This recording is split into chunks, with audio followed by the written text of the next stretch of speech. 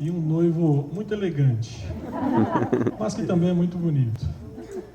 Eu queria convidar você que está aqui nesta noite, que veio se alegrar e celebrar com este lindo casal, da alegria e da felicidade de juntos louvarmos e exaltarmos o Deus que eles servem pela união. Isso que está acontecendo aqui é a obra do Senhor na vida de vocês dois. E alegro meu coração em saber que vocês, mesmo já estando casados diante da lei do nosso país, resolveram convidar amigos, familiares e diante de todos, celebrar e pedir a bênção do Senhor sobre o casamento de vocês. Então eu queria convidar todos aqui presentes que curvem sua cabeça, nós iremos orar e iremos então dar sequência nessa cerimônia festiva e que muito alegra o coração do Senhor e também a vida de vocês. Senhor, nós te damos graças por essa noite. Obrigado, Pai Santo, por tudo aquilo que foi preparado para que este casal chegasse até aqui. Obrigado, Pai Santo, por essa linda festa que se inicia. E a nossa oração é que aquilo que foi preparado com tanto amor, com tanto carinho, que possa, de fato, trazer ao coração deste casal e de todos aqueles que aqui estão presentes, a alegria por ver o Senhor unir dois mundos tão distantes, debaixo da bênção chamado casamento. Nos abençoe neste momento em que iremos refletir na Tua Palavra. Nos abençoe nos momentos de votos, de aliança, de troca de aliança. Nos abençoe, Pai Santo, no restante dessa noite festiva, em nome de Cristo Jesus. Amém.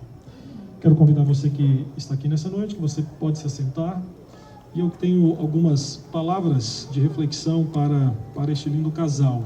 Casal que eu tenho mais afinidade com o Hugo, por conhecê-lo um pouco mais, e a Renata, há pouco tempo, tenho tido prazer e privilégio também de fazer parte da sua vida. E nós, hoje, estamos diante do grande dia em que juntos iremos celebrar, e já estamos celebrando a união de amor entre vocês. E eu fico feliz de saber que vocês convidaram Cristo para fazer parte dessa celebração. E o casamento, vocês bem sabem, nós trabalhamos algumas vezes juntos via internet.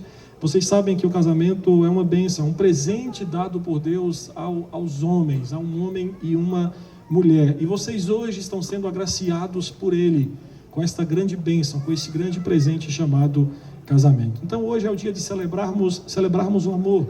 E nossa celebração tem como ponto de partida o livro bíblico que mais celebra o amor conjugal entre um homem e uma mulher. Estou falando do livro de Cantares, ou o livro que nós também conhecemos como Cântico dos Cânticos. Cantares é um livro escrito numa linguagem poética maravilhosa. É um livro repleto de imagens vívidas e evocativas que celebram o amor sexual entre um homem e uma mulher. Ao mesmo tempo, também esse livro celebra a fidelidade conjugal entre um homem e uma mulher. Nesse livro de Cantares, nós encontramos um poema de amor, um poema com vários episódios. E nesses episódios, o que vem sempre à tona, o que sempre salta aos nossos olhos, é que o amor sexual entre um homem e uma mulher dentro do casamento é toda hora celebrado. Cantares celebra a natureza insaciável do amor puro. Cantares celebra o deleite mútuo e o anseio ardente que um nutre pelo outro dentro do casamento. O Cântico dos Cânticos, ou Cantares, celebra a aliança de amor de um homem e uma mulher dentro do casamento. Então eu quero pegar o texto de Cantares capítulo 8, versículos 6 e 7, e aí nessa noite eu quero trabalhar com vocês justamente sobre isso. Pensar algumas coisas que esse texto nos mostra, que essa canção de amor de fato celebra sobre o casamento. Diz o seguinte, Cantares capítulo 8, versículos 6 e 7. Põe-me como selo sobre o teu coração, como selo sobre o teu braço, porque o amor é forte como a morte e duro como a sepultura, os ciúmes. As suas brasas são brasas de fogo, são veementes labaredas. As muitas águas não poderiam apagar o amor, nem os rios afogá-lo. Ainda que alguém desse todos os bens da sua casa pelo amor, seria de todo desprezado. No versículo 6, na parte A, eis o primeiro ponto que penso com vocês nessa noite. Cantares celebra a doação de si para o outro. Nesse texto, a amada pede ao amado que coloque como um selo sobre o seu coração e seu braço. E naqueles dias, o selo era um símbolo de posse. Então, na perspectiva da mulher, que é a mulher que está falando nesse texto, o selo seria colocado tanto no seu coração, quanto também no seu braço.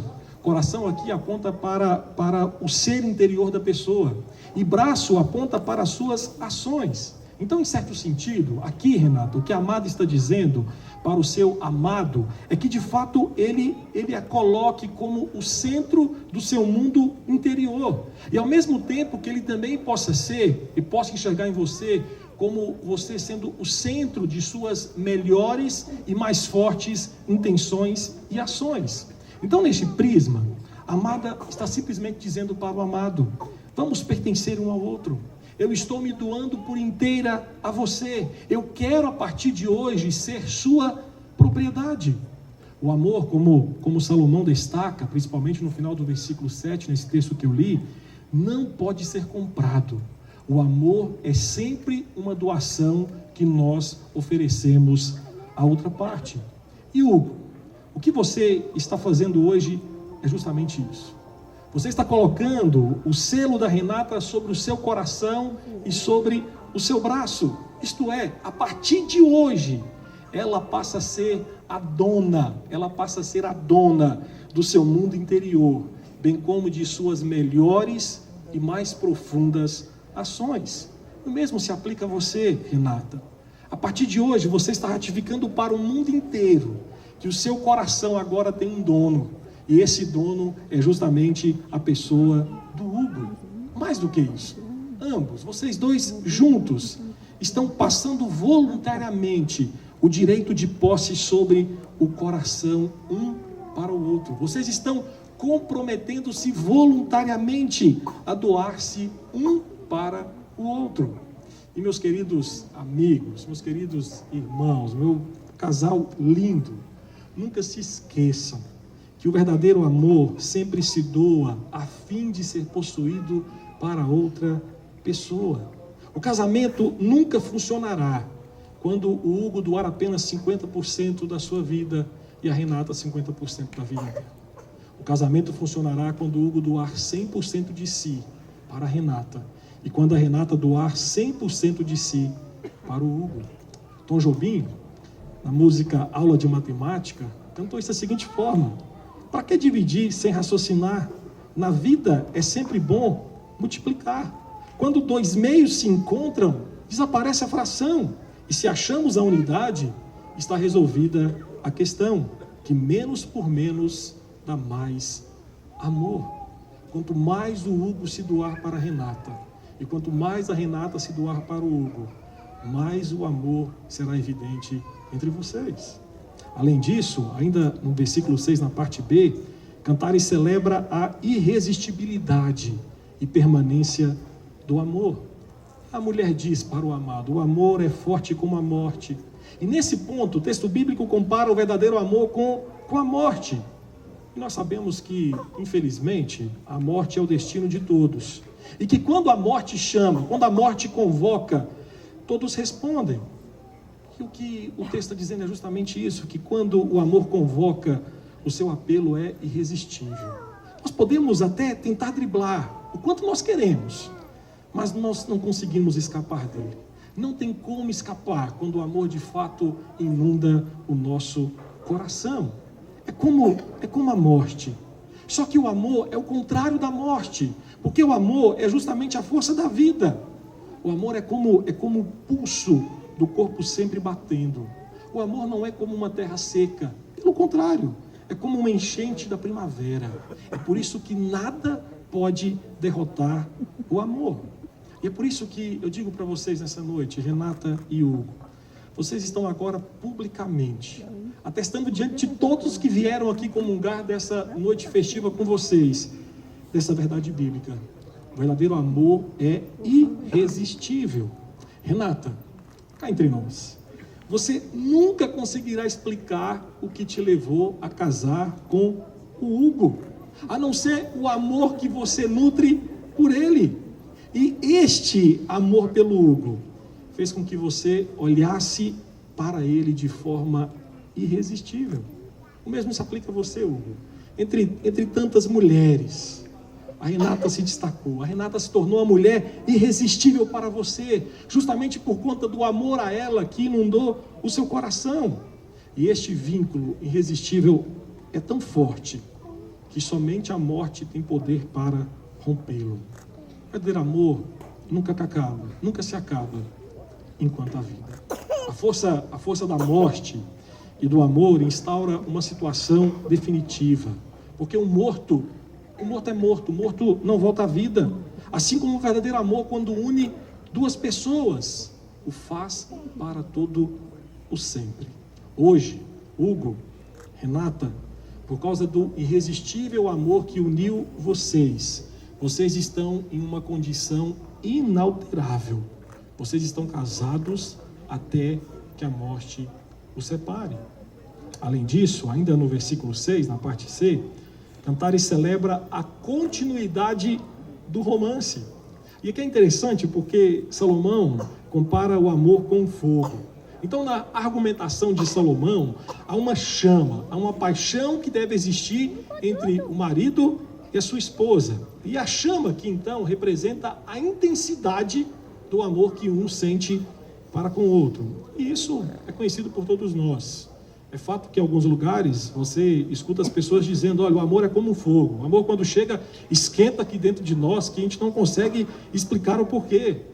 E é verdade que no namoro, o fogo queima intensamente o nosso coração, a ponto de querermos passar o máximo de tempo que pudermos com a pessoa a qual nós estamos começando a construir uma história. E no casamento não é diferente. O casal, após o casamento, tem que continuar alimentando esse fogo, tem que continuar mantendo sempre firme, ou seja, manter a chama acesa do amor, do romance, dos primeiros dias de namoro. Em suma, a visão de Salomão é que a demonstração de amor entre ambos não termina agora com o sim, não termina com o início do casamento, mas começa nele e se intensifica ainda mais a partir do sim que vocês disseram um para o outro, porque o amor é sempre ativo. E é interessante pensar nisso, porque na maior parte do mundo, o romance é visto como algo que precede o casamento. Para muitos, o casamento, antes do casamento, o casal namora, o casal vai ao cinema, o casal vai à sorveteria, o casal curte momentos a dois fantásticos. Só que após o casamento, vivem dentro de casa, vivem isolados, cada um nos seus afazeres, sem ter mais tempo um para o outro. Às vezes não tem tempo nem mesmo para namorar. Só nessa passagem está nos dizendo que isso não caracteriza o romance, não caracteriza o casamento. Pelo contrário, Salomão está nos dizendo que o romance é algo que caracteriza e que tem que ser intensificado a partir do casamento. Ou seja, Hugo e Renata, vocês têm que entender que vocês estão começando a fase mais legal do namoro de vocês. O romance de vocês ficará, a partir de agora, mais intenso, mais profundo, mais íntimo, mais cheio de alegrias e aventuras. Hugo e Renata, a partir de hoje, vocês colocarão literalmente mais fogo na fogueira do amor de vocês. E que juntos, vocês lutem para que este fogo nunca se apague. Nunca se esqueçam disso, que o amor não é uma dádiva preguiçosa. Pelo contrário, o verdadeiro amor não é visto apenas na ponta da língua, mas também nas pontas dos dedos. Há um poeta francês que dizia que o verdadeiro amor nunca se desgasta. Quanto mais se dá, mais se tem. Lembrem-se disso. Quanto mais vocês se doarem um ao outro, mais acesa a chama do romance entre vocês estará. E aí no versículo 7, Cantares ainda celebra o companheirismo em todos os momentos da vida. E Salomão aqui no versículo 7, finalizando, destaca que o poder tenaz e persistente do amor é colocado em confronto com as muitas águas. E água na Bíblia muitas vezes é descrita como ameaça, como lutas, como dificuldades. Vocês que nasceram no berço cristão, vocês sabem disso. Vocês que têm uma caminhada cristã, vocês sabem, quando a Bíblia fala sobre o dilúvio, muita água, a travessia do Mar Vermelho, nos lembra da dificuldade do povo de Israel quando saiu da escravidão do Egito. Então, nesse texto aqui, muitas águas, rios, são símbolos de tempestades e vendavais da vida. Só que a lógica aqui da amada é que as situações difíceis e ameaçadoras não são capazes de derrotar o verdadeiro amor existente entre um homem e uma mulher.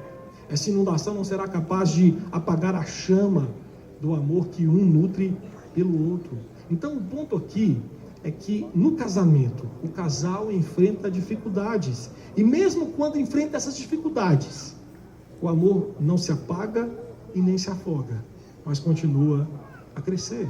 Por isso eu tenho que dizer para vocês nessa noite, Hugo e Renata, saiba que o amor de vocês, que hoje é um dia festivo, será colocado à prova em muitas situações. Hoje é dia de festa, hoje todo mundo está sorrindo, hoje há flores, há luzes, há música. Mas vocês têm que saber que nem sempre será assim. Existirão dias no casamento de vocês em que as muitas águas virão sobre o amor de vocês. E muitos casais, infelizmente, em momentos como esse, têm optado em entrar pela porta do divórcio. Mas vocês bem sabem que esta não é uma saída bíblica. Porque nesse dia, diante de Deus e das pessoas que aqui estão presentes, vocês estão fazendo um voto que irão perseverar na alegria ou na tristeza, na pobreza ou na riqueza, na saúde ou na doença. Vocês estão prometendo que um será o consolo do outro no dia da dor. Vocês estão prometendo que um irá enxugar as lágrimas do outro nos dias tristes, que um irá animar o outro nos fracassos, que um será o bálsamo do outro no dia da angústia. Hugo e Renata, nunca se esqueçam, o verdadeiro amor nunca é cego às fraquezas, mas é sensível às debilidades, porque o verdadeiro amor caminha junto, sustenta, apoia e ao mesmo tempo vence. É por isso que Shakespeare dizia que o amor é um marco eterno, um marco dominante, um marco que encara a tempestade com bravura. E ele dizia que o amor não se transforma de hora em hora, antes afirma e se reafirma para toda a eternidade. E eu quero então, como o Hugo me conhece bem, o Hugo sabe que todo sermão que eu prego eu tenho que terminar com algumas implicações. E eu tenho que terminar falando sobre Cristo. Não tem como não falar sobre Cristo. Nós começamos esse casamento falando que nós estávamos celebrando com todos aqui presentes. Mas Cristo Jesus é o convidado mais importante que vocês têm nessa noite. Eu quero pensar então, a partir daquilo que eu falei com vocês nessa noite, em 3 implicações, e aqui eu termino meu sermão com vocês nessa noite. Primeiramente, como casal, coloquem Cristo como selo sobre o coração de vocês. É fato que um será dono do coração do outro, mas acima de tudo, coloquem Cristo como dono da vida de vocês. Cristo é a pessoa mais importante deste casamento. A união de vocês visa o bem de vocês, sim, mas em primeiro lugar, visa a glória de Deus, visa a glória de Cristo. Por isso nós cremos que Cristo é o maior interessado no sucesso do casamento de vocês. Por isso, entreguem-se a Ele juntos, o coração de vocês. Coloquem Cristo como o ponto de referência para todas as atitudes de vocês como casal. Deixem Cristo conduzir todos os passos que vocês darão como casal. Eu quero que vocês se lembrem que o nosso romance com Cristo, de longe, supera todos os romances terrenos. Sabe por quê? Porque nenhum romance terreno é perfeito. E às vezes até mesmo nos desapontam. Mas eu quero que vocês saibam que o nosso romance com Cristo jamais nos desapontará. Que vocês coloquem Cristo como selo sobre o coração e sobre os braços de vocês como casal. Uma segunda implicação, que como casal, entreguem-se juntos ao irresistível e permanente amor de Cristo. O fato é que quanto mais nós conhecemos e nos entregamos ao amor de Cristo, mais nosso coração será impelido a amá-lo. E ao mesmo tempo, nosso coração será impelido a amar o nosso cônjuge. Quanto mais vocês se entregarem ao amor de Cristo, mais vocês estarão fortalecidos e imunes às armadilhas e tentações do pecado. Hoje, de certa forma, como vocês leram naquele livro, Quando Pecadores Dizem Sim, vocês estão um se entregando para o outro. E ao mesmo tempo vocês estão dizendo um para o outro: olha, eu sou um grande pecador, estou me entregando para você por toda a vida. Eu não tenho como enganar vocês. Renata, um dia esse menino lindo, moreno, forte que está do seu lado, irá pecar, irá errar, irá falhar no decorrer do casamento. É a mesma coisa você, Hugo. Não tem como você esperar que a Renata seja perfeita, porque ela não é. Em algum momento do casamento ela vai fazer alguma coisa que não te agrada, que você há de reprovar. Mas não se esqueçam daquilo que vocês leram no livro Quando Pecadores Dizem Sim. Enquanto o pecado não for amargo, Cristo não será doce. Isto é, se vocês se entregarem ao irresistível e permanente amor de Cristo, vocês não irão apontar os defeitos uns dos outros, mas você irá reconhecer que você é tão pecador quanto a pessoa a qual você está se unindo nesta noite. É o amor de Cristo que nos faz enxergar os nossos próprios pecados. Por isso, quando o pecado se torna amargo, o nosso casamento torna-se doce, porque essa doçura quem nos dá é a pessoa de Cristo Jesus. Então nunca se esqueçam de que o grau de entrega de vocês ao amor de Cristo determinará a qualidade espiritual, pessoal, física, sexual do casamento de vocês. E a última implicação: como casal, busquem em Cristo inspiração para manter o romance de vocês aceso. Como eu falei, existirão momentos em que o romance de vocês irá passar por dias de inverno, dias de frio, dias em que parece que as chamas estão tão fracas que parece que vai apagar. Nesses dias, busquem em Cristo não apenas a inspiração, mas também a motivação, a graça, a força para manter a chama do romance de vocês acesa. Lembrem-se do que Cristo fez, do que Cristo faz, do que Cristo fará por sua noiva, a igreja, e ao mesmo tempo não apenas se inspirem nisso, mas busquem graça nisto para manter o fogo da paixão de vocês aceso. Hugo, Cristo deu-nos um exemplo do seu amor, dando a sua própria vida por sua noiva, que é a igreja.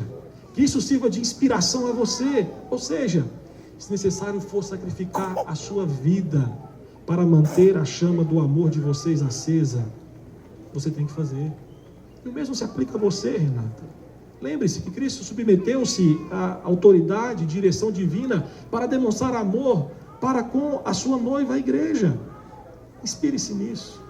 Busque a graça de Deus nisso, quando por amor você submeter-se à autoridade, direção e condução da sua vida pessoal e espiritual aos cuidados do seu marido, o Hugo. Então vocês dois, eu termino aqui dizendo isso, saibam que o valor do amor está vinculado à soma dos sacrifícios que ambos estarão dispostos a fazer pelo outro, assim como Cristo fez por vocês. E nós iremos então, para ratificar tudo isso, nós sempre celebramos o casamento e ratificamos isso com uma aliança que é colocada no nosso dedo. E eu quero então convidar vocês a olhar para trás. Nós teremos agora a entrada das alianças e logo depois nós estaremos então fazendo os votos, tomando os votos de vocês, e assim estaremos ratificando a celebração do amor e do casamento de vocês.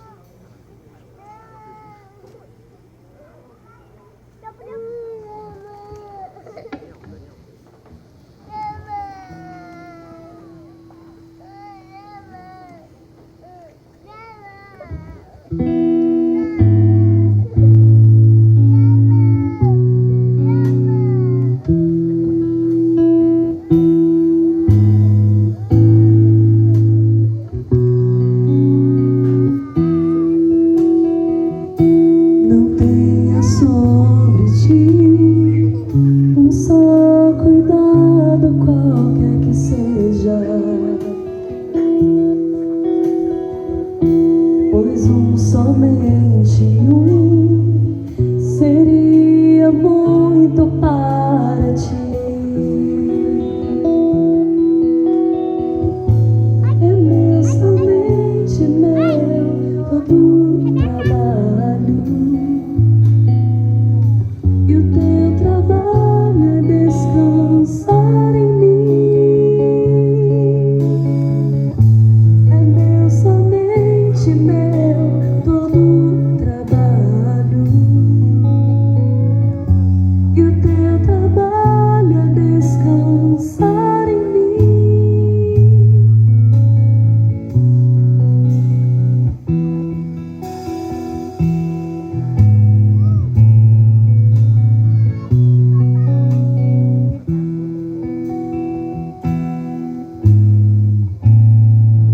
Mas quando enfim tiveres que tomar decisão, entrega tudo a mim, confia de todo o coração.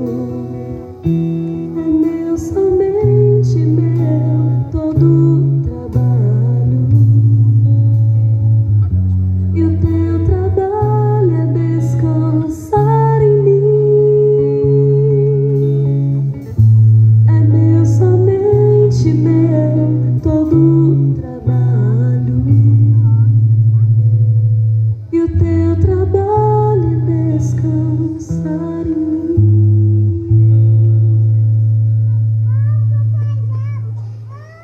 Meus queridos, o magistrado civil já vos declarou casados, segundo as leis deste país. Desta forma, nós cremos que, como nós estamos debaixo de autoridades instituídas por Deus, vocês já estão casados. Entretanto, vocês se reuniram hoje diante de Deus, da família e dos amigos, para de forma pública pedir a bênção de Deus sobre o vosso casamento. Então, dessa forma, é importante também explicar o significado deste ato que vocês estarão fazendo agora. Porque em toda a Bíblia há inúmeras analogias entre o compromisso de aliança que Deus firmou com o seu povo, a qual nós fazemos parte. E uma das analogias que Deus usa para falar do amor dele para conosco, do compromisso dele para conosco, é justamente a aliança que é estabelecida entre um homem e uma mulher dentro do casamento. Então eu quero lembrar vocês que o próprio Deus se nomeia marido e nomeia a sua igreja, o seu povo, de a sua noiva. Então Deus, em aliança com o seu povo, faz votos. Deus assume compromissos. Deus faz promessas. Então, Hugo e Renata, votos e promessas são uma base para uma aliança. E nesse dia do casamento de vocês noivos, vocês farão votos um para o outro, prometendo amar somente um ao outro, até que de fato a morte os separe. Mas eu espero que toda vez que vocês olharem para esta joia no dedo de vocês possam se lembrar que Deus é muito melhor em promessas do que nós. Porque Deus, diferente de nós, daquilo que Ele promete, de fato Ele cumpre. E nem tudo aquilo que nós prometemos, nós conseguimos cumprir. É por conta disso, de promessas quebradas da nossa parte, que Deus revelou em seu Filho, Jesus Cristo, um compromisso de aliança assumido com seu povo. Nós lemos bastante, nós lemos juntos Efésios 5, os versículos 23 e 32, e vocês sabem que ali Deus revela o plano dele para o casamento. E ali em Efésios Deus fala sobre o mistério, e o mistério se refere não ao casamento em si, mas se refere para aquilo que o casamento aponta. O casamento aponta para o plano de Deus acerca da redenção do seu povo, que ali é chamado de sua noiva, a igreja, através do noivo Jesus Cristo. Então, essa imagem de Cristo e da sua noiva, a igreja, igualmente permeia o casamento entre vocês. Eu repito, sem Jesus é impossível para o marido e a esposa unir forças suficientes, sentimentos de amor ou boas intenções para cumprir sua função bíblica ao entrar dentro do casamento. Mas por causa dele, dois pecadores, indivíduos completamente diferentes, podem ser milagrosamente transformados em um. Então, Hugo e Renata, a minha oração é que esta joia, esta joia que estará no dedo de vocês vos lembre de que os papéis bíblicos de marido e esposa são menos sobre o que o casal deve fazer e mais sobre o que Jesus já fez por vocês. Que esta joia sempre lembre a vocês a realidade de que Deus não quebra alianças. E o mesmo não nos permite pensar em quebrar uma aliança estabelecida no casamento. Então que esta joia constantemente traga à memória de vocês a exclusividade, a unidade da fé, a intimidade, os votos e promessas e compromissos assumidos diante de Deus e de um para com o outro. Então, Senhor Hugo, eu quero que você primeiro, então, pegue a aliança e você será o primeiro a falar os votos. Eu vou deixar com você o microfone, eu vou falando e você repete, pode ser?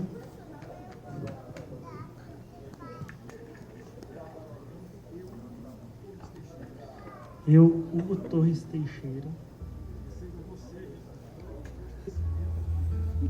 recebo você, Renata de Nascimento de Oliveira Torres, como minha legítima esposa. Eu prometo, agora que a recebi como minha esposa, amá-la, honrá-la, defendê-la, sustentá-la, cuidando de você, na alegria ou na tristeza, na riqueza ou na pobreza, na saúde ou na doença. Eu prometo, Renata, ser fiel a você em todas as coisas, por todo o tempo em que Deus for servido, conservar nós dois vivos.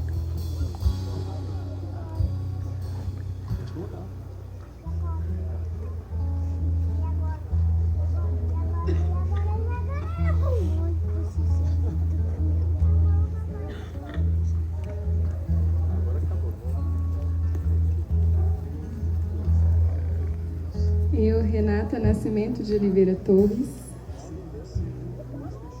recebo você, Hugo Torres Teixeira, como meu legítimo esposo. Eu prometo amá-lo, honrá-lo, cuidar de você, na alegria ou na tristeza, na riqueza ou na pobreza, na saúde ou na doença. Eu prometo ser submissa e fiel em todas as coisas, por todo o tempo em que Deus for servido, conservar-nos em vida.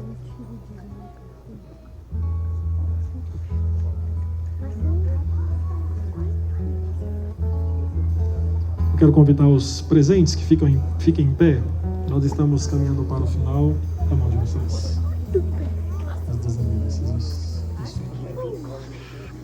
Que esse anel seja para vocês um símbolo de amor, de pureza, de constância, verdadeiro amor conjugal. Sempre que vocês olharem para esta joia, para este anel, lembrem-se dos deveres, dos compromissos assumidos diante de Deus, diante de um para com o outro e diante de todos aqui presentes. Quero convidar você então a curvar os seus olhos. Nós estaremos orando, finalizando essa cerimônia, orando por este casal e também pedindo a bênção de Deus sobre a vida dessa família que se inicia aqui. Senhor Deus, somos gratos a Ti pela vida do Hugo e da Renata. Somos gratos a Ti por este casal, pela caminhada de vida que o Senhor os conduziu até esse exato momento. Alegra o nosso coração ver amigos tão queridos, próximos, entrando em aliança um para com o outro e também diante do Senhor e de todos os que se fazem aqui presente. Rogamos ao Senhor, Pai Santo, que Cristo Jesus de fato seja o selo sobre o coração, sobre os braços, sobre este casal que aqui firma uma aliança com o Senhor e um para com o outro. Abençoe, Pai Santo, a vida deste casal. Ajude-os em suas dificuldades, em suas lutas. Ajude-os, Pai Santo, a viver e vivenciar tudo aquilo que a Tua Palavra fala a respeito do amor conjugal. Que este casal possa ser feliz, que este casal possa refletir a Tua glória, que este casal possa refletir a beleza do casamento, que é demonstrado na obra redentora de Cristo Jesus, o noivo, pela sua noiva, a igreja. Que o mundo, ao olhar para este casal, possa ver um retrato vivo e verdadeiro da obra redentora de Cristo em favor do seu povo, em favor da igreja. Nós assim oramos e pedimos em nome de Cristo Jesus. Amém. Meus queridos irmãos, que a estrada abra diante do casamento de vocês. Que o vento sopre leve sobre os ombros de vocês como casal. Que o sol brilhe e não queime a face da união de vocês. Que as tarefas, desafios do casamento não sejam peso sobre os ombros de vocês como casal. E até que eu de novo os veja. Que Deus vos guarde na palma de sua mão. Que Jesus Cristo os envolva em seu infinito, irresistível e permanente amor. E que o Espírito Santo os ilumine em todas as coisas, desde agora e para todo sempre. Amém. Meu querido Hugo, você agora como marido da Renata, você pode então beijar a sua esposa Renata.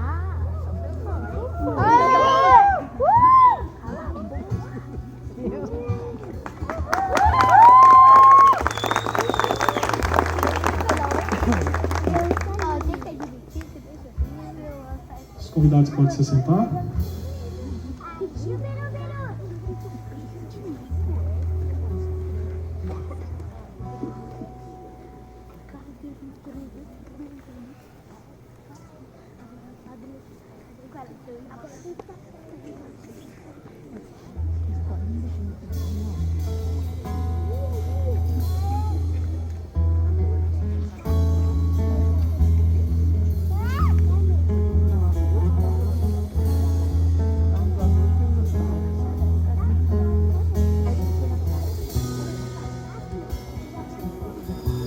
When I look into your eyes, it's like watching the night sky or a beautiful sunrise.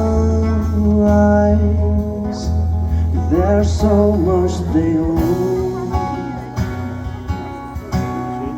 and just like the old stars, I see that you've come so far to be right where you are. How old is your soul? I won't give up us, even if the skies run, even your own love, I'm still looking up. When you're needing your space to do something, I'll be here patiently waiting to see what you find. 'Cause even the stars